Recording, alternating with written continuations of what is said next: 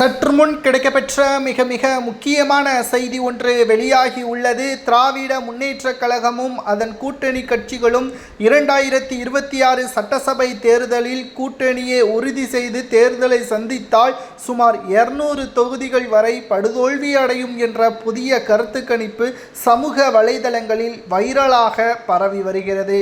அதாவது திராவிட முன்னேற்றக் கழகம் 2021 சட்டசபை தேர்தலில் 3.5% வித்தியாசத்தில் திமுக ஆட்சியை கைப்பற்றியது. அதிமுக எதிர்க்கட்சியாகவும் வந்தது. மேலும் 11 ஆண்டுகள் ஆட்சி அமைக்க முடியாத நிலைமை ஏற்பட்ட பொழுது கூட மக்கள் திமுகவை புறக்கணித்திருக்கிறார்கள் என்பதை அந்த 3.5% வைத்தே பார்க்கும் பொழுது தெரிய வருகிறது.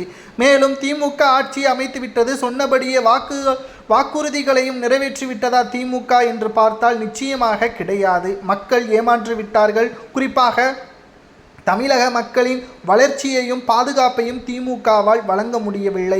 இந்த நிலையில்தான் திமுகவின் ஆட்சிக்கு எதிராக மக்களை தற்பொழுது களத்தில் இறங்கிவிட்டார்கள். இந்த நிலையில் மேலும் திமுகவிற்கு எதிராக ஓட்டுக்களை செலுத்த உள்ளதாகவும் இனி திமுக ஆட்சியை அமைக்காது என்ற தகவலும் கிடைக்கப்பெற்றுள்ளது. அதுவும் குறிப்பாக இதுவரை வரலாற்றில் இல்லாத தோல்வியை திமுக தழுவும். சுமார் 200 தொகுதிகளில் திமுகவும் அதன் கூட்டணி கட்சிகளும் தோல்வியை தழுவும். குறைந்தது 35 தொகுதிகளில்தான் வெற்றியடையும். இதனால் எதிர்க்கட்சி அந்தஸ்தை கூட திமுகவால் பெற முடியாது என்ற தகவலும் சமூக வலைதளங்களில் வைரலாக பரவி வருகிறது. இதற்கு காரணம் என்ன? அதிமுக மற்றும் அதிமுகவின் கூட்டணிகள். இரண்டாவதாக நாம் பார்க்கக்கூடியது தமிழக வெற்றிக் கழகம்தான். தமிழக வெற்றிக் கழகத்தின் இந்த கட்சியின் உதயமானது திமுகவிற்கு மிகப்பெரிய ஒரு சறுக்கலை ஏற்படுத்திவிட்டது. அதிக அளவு இளைஞர்கள் தான் தற்பொழுது திமுகவிற்கு எதிராக பேசி வருகிறார்கள். இனியும் திராவிட முன்னேற்றக் கழகத்தின் ஆட்சியை நம்ப வேண்டாம்.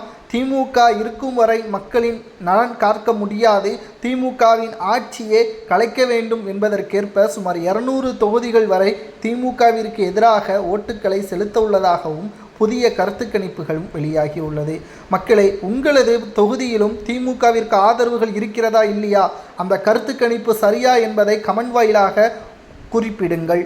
மேலும் 2026 சட்டசபை தேர்தலில் அதிமுகவின் மெகா கூட்டணி வெற்றியடையுமா அல்லது தமிழக வெற்றிக் கழகத்தின் தலைமையிலான உருவாகக்கூடிய கூட்டணி வெற்றியடையுமா என்பதை மக்களாகிய உங்களது கருத்துக்களை பதிவிடுங்கள்.